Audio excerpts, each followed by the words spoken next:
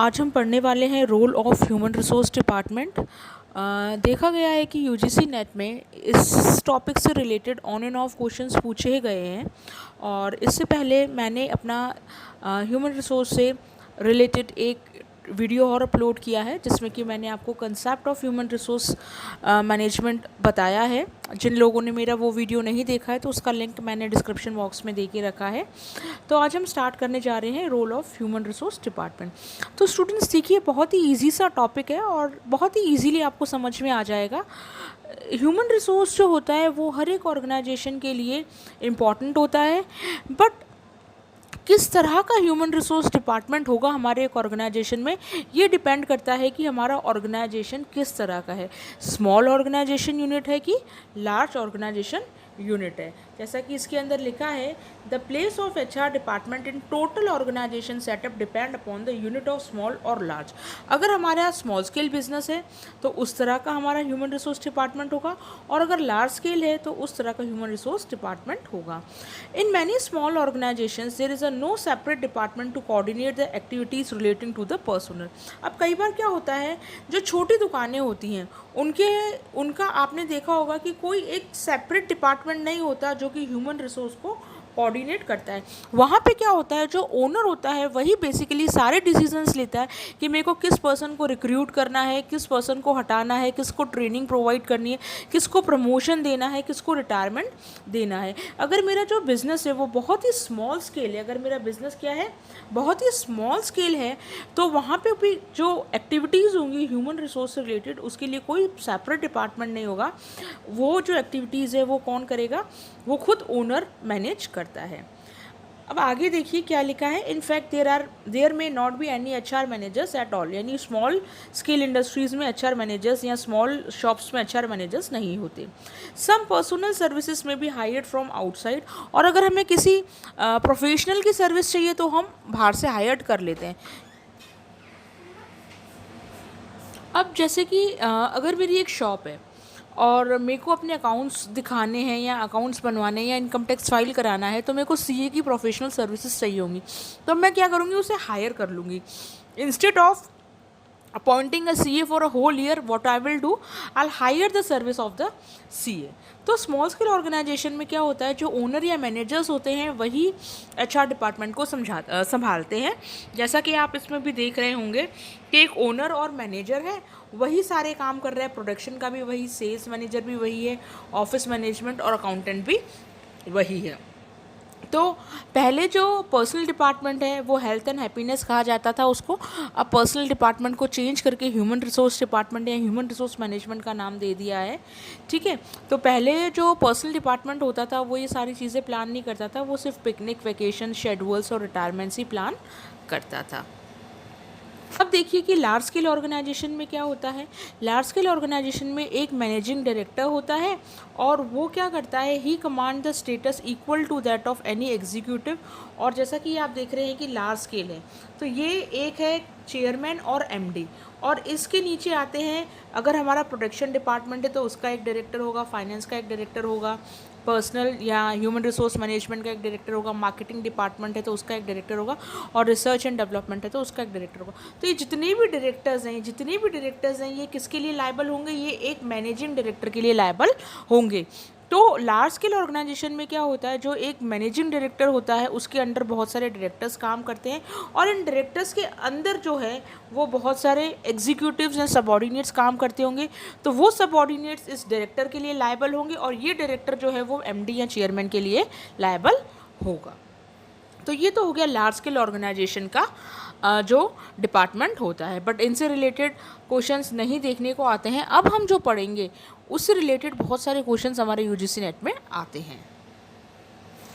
ये जो 3 डिपार्टमेंट्स हैं, लाइन ऑर्गेनाइजेशन, फंक्शनल और लाइन एंड स्टाफ ऑर्गेनाइजेशन, इन तीनों से क्वेश्चंस पूछे गए हैं और किस तरह से क्वेश्चंस पूछे जाएंगे वो भी मैं आपको बताऊंगी। तो मेरी वीडियो को प्लीज़ बिना फास्ट फॉरवर्ड करिए देखिएगा, ताकि आपको पता पड़े कि किस तरह के क्वेश्चंस इसमें से बनते हैं। और उससे पहले जो लोग मेरे चैनल पे नए हैं या जो पहली बार मेरा वीडियो देख रहे हैं वो मेरे चैनल को सब्सक्राइब ज़रूर कर दीजिएगा, ताकि आपका जो रूटीन है वो मेरे साथ बना रहे। जैसे ही मैं इससे रिलेटेड अगला वीडियो अपलोड करूँ तो आपको उसका नोटिफिकेशन मिल जाए, और बेल आइकन दबाना ना भूलिएगा, क्योंकि वो आपको मेरे आने वाले हर एक वीडियो का नोटिफिकेशन देगा। और मैंने इकोनॉमिक्स यूनिट 3 जो है हमारा कॉमर्स पेपर 2 का यूनिट 3, उससे रिलेटेड मैंने सारे वीडियोस ऑलरेडी अपलोड कर दिए हैं। जिन्होंने मेरे वो वीडियोस नहीं देखे तो उन सबका लिंक भी डिस्क्रिप्शन बॉक्स में दे के रखा है, तो आप प्लीज़ वो भी ज़रा चेकआउट कर लीजिएगा। तो देखिए, लाइन ऑर्गेनाइजेशन जैसे कि इसका नाम है, ये किस तरह के फॉर्म होती है? Military organisation. अब आपसे क्वेश्चन ऐसा पूछा जा सकता है कि which of the following is also known as an military form of organisation, तो वो होती है लाइन। क्योंकि यहाँ पे क्या होता है, सब लोग एक लाइन में या एक डायरेक्शन में काम करते हैं। तो इसमें जो होता है, जो टॉप मोस्ट ऑफिसर होता है वो अपने जो लोअर मोस्ट ऑफिसर को क्या देता है? ऑर्डर्स या इंस्ट्रक्शन देता है। जो लोअर ऑफिसर होता है वो टॉप मोस्ट ऑफिसर के ऑर्डर या इंस्ट्रक्शंस पे काम करता है। जैसा कि आपने देखा होगा कि जब भी मिलिट्री होती है तो वहाँ पे जब हम वॉर लड़ने जाते हैं या कुछ भी हमें किसी कंट्री के अगेंस्ट सेक्शन उठाना है, तो सबसे पहले हमें टॉप अथॉरिटीज़ ऑर्डर देती हैं और हम उसी ऑर्डर के अकॉर्डिंग उसको फॉलो करते हैं। तो लाइन ऑर्गेनाइजेशन स्ट्रक्चर अगर किसी भी कंपनी का है तो वहाँ पे क्या होगा, सबसे पहले तो मिलिट्री की तरह ऑर्गेनाइजेशन होगी, और वहाँ पे क्या होगा कि जो सारे ऑर्डर्स होंगे वो एक लाइन में चलेंगे। जैसे कि यहाँ लिखा है authority flow from top most executive to the lower subordinate, यानी लोअर लोगों के पास में पावर नहीं होती है, उनको जैसे टॉप मोस्ट ऑर्डर्स देंगे उसी के अकॉर्डिंग उनको काम करना पड़ेगा। ऐसा क्यों होता है? क्योंकि जो लोअर पर्सनस होते हैं वो स्पेशलाइज्ड नहीं होते डिसीजन लेने में, या स्पेशलाइज्ड पर्सन नहीं होते। वो तो एक जनरल आर्मी मैन्स होते हैं या आर्म फोर्स के जो हमारे जवान होते हैं, जो युद्ध को लड़ते हैं या जो हमारे ऑर्डर्स को फॉलो करते हैं, और वो स्पेशलाइज नहीं होते। तो सबसे इंपॉर्टेंट चीज़ इसमें से निकल के आती है वो ये है कि ये मिलिट्री फॉर्म ऑफ ऑर्गेनाइजेशन होता है, ऊपर से टॉप से अथॉरिटी फॉलो करती है, और जो लोअर पीपल होते हैं वो स्पेशलाइज्ड नहीं होते हैं अपने काम को परफॉर्म करने में। तो आपने देखा होगा यहाँ पे हम लोग क्या कर रहे हैं कि एक जो मेरा हेड है उसके ऑर्डर को मैं फॉलो करती हूँ, तो यहाँ पे क्या होता है, यहाँ पे यूनिटी ऑफ कमांड जो होता है वो पूरी तरह से फॉलो होता है। तो जैसा आप यहाँ पे देख रहे होंगे कि यहाँ पे क्या होता है, यहाँ पे क्या होता है, unity, there is a unity of command. अब आपसे पूछ सकते हैं कि इन कौन सी ऑर्गेनाइजेशन में यूनिटी ऑफ कमांड फॉलो होता है, तो इस ऑर्गेनाइजेशन में यूनिटी ऑफ कमांड होता है, क्योंकि यहाँ पे यूनिटी ऑफ कमांड का क्या मतलब होता है, जब हमें एक ही सुपीरियर से इंस्ट्रक्शन मिलते हैं, यानी employee is accountable to one superiors. यहाँ पे क्लियर कट और स्ट्रिक्ट डिसिप्लिन फॉलो होता है। तो ये 3-4 चीज़ें आपको याद करनी है लाइन ऑर्गेनाइजेशन के बारे में। यहाँ पे यूनिटी ऑफ कमांड फॉलो होता है,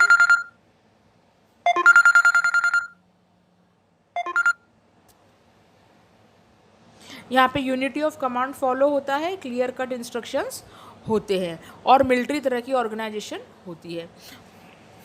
उसी के अगेंस्ट में क्या होता है, दूसरे तरह का ऑर्गेनाइजेशन आता है। हमारा जो ऑर्गेनाइजेशन स्ट्रक्चर होता है वो होता है functional organisation structure. Functional organisation structure में क्या होते हैं, जो भी हमारे लोअर डिपार्टमेंट के जो पर्सन्स होते हैं वो क्या होते हैं, वो एक्सपर्ट्स होते हैं। जो एग्जीक्यूटिव्स होते हैं, हमारे जो एग्जीक्यूटिव्स होते हैं, they are free from the necessity to perform work होते हैं, क्योंकि वो क्या होते हैं, एक्सपर्ट्स होते हैं अपनी अपनी ड्यूटीज़ को परफॉर्म करने में। तो यहाँ पे यूनिटी ऑफ कमांड का फॉलो नहीं हुआ जाता है, और यहाँ पे कोई स्ट्रिक्ट डायरेक्शंस नहीं होती। यहाँ पे डिसेंट्रलाइजेशन ऑफ कमांड होता है, जबकि लाइन ऑर्गेनाइजेशन में सेंट्रलाइजेशन ऑफ कमांड होता है। सेंट्रलाइजेशन मतलब एक सेंट्रल अथॉरिटी हमें कमांड देगी, और यहाँ पे डिसेंट्रलाइज होती है, क्योंकि इसमें क्या होता है, सब लोग क्या होते हैं, यहाँ पे हमको एडवांटेज ऑफ स्पेशलाइजेशन हासिल होता है, इसीलिए हमको ज़्यादा इंस्ट्रक्शंस देने की ज़रूरत नहीं पड़ती। जैसे मैं आपको एक एग्जांपल देती हूँ, जैसे एक कोई बहुत बड़ा लॉयर है, उसके अंडर खूब सारे लॉयर्स काम कर रहे हैं, तो वो लॉयर्स जो हैं वो अपने फील्ड में एक्सपर्ट है, तो जो जिसके अंडर में वो काम कर रहे हैं, तो बार बार उनको जो लॉयर्स हैं जो उसके अंडर में काम कर रहे हैं बड़े वाले लॉयर के, तो उनको इंस्ट्रक्शंस की नीड नहीं होती, तो वो अपने अकॉर्डिंग भी काम कर लेते हैं। तो इसमें क्या होता है, हमें ज़्यादा से ज़्यादा इंस्ट्रक्शंस की नीड नहीं होती, स्पेशलाइजेशन की नीड नहीं होती, क्योंकि जो पर्सन हमारे अंडर काम कर रहे हैं वो खुद ही स्पेशलाइज है, खुद ही एक्सपर्ट है, और वो चाहे तो एक दूसरे की एडवाइस भी ले सकते हैं। अब देखिए क्या लिखा है इसमें, here the department grouped according to the functions like employment, training, salaries. तो यहाँ पे देखिए एक चीफ एग्जीक्यूटिव है और यहाँ पे ये जो आप देख रहे हैं कि यहाँ पे अलग अलग तरह के डिपार्टमेंट्स बने हुए हैं और ये जो अलग अलग तरह के डिपार्टमेंट्स हैं, इन डिपार्टमेंट्स के अंदर ये क्लर्क वर्क कर रहे हैं। ये जो क्लर्क है ये खुद भी स्पेशलाइज है अपने वर्क में और ये ऑफिसर्स भी स्पेशलाइज है। तो यहाँ पे फ्री फ्लो है, फ्री फ्लो ऑफ इंफॉर्मेशन, किसी भी डायरेक्शन में इंफॉर्मेशन मूव हो रही है। तो ये आ जाता है हमारा कौन सा, फंक्शनल ऑर्गेनाइजेशन स्ट्रक्चर। यानी फंक्शंस के अकॉर्डिंग जब हम डिपार्टमेंट बना देते हैं और हर एक जो हेड होता है वो अपने काम में अपने आप ही स्पेशलाइज्ड होता है। अगला आता है line and staff organisation. Line and staff organisation का मतलब क्या होता है, जब इन दोनों का मिक्सचर होता है।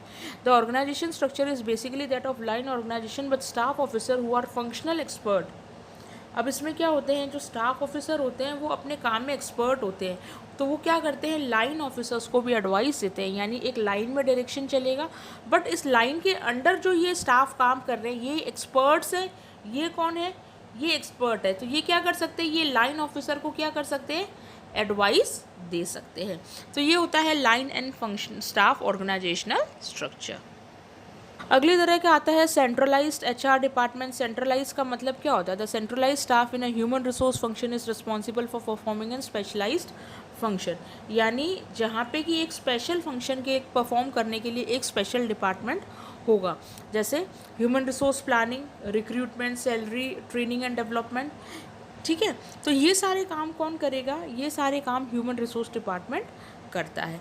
जब हम फंक्शन के अकॉर्डिंग किसी भी डिपार्टमेंट को बायफॉर्गेट कर देते हैं, जैसे production department, finance department, market department, तो उसे हम बोलते हैं functions department. HR department in divisional organisation. In divisional organisation structure the personnel staff are attach to the divisional officer.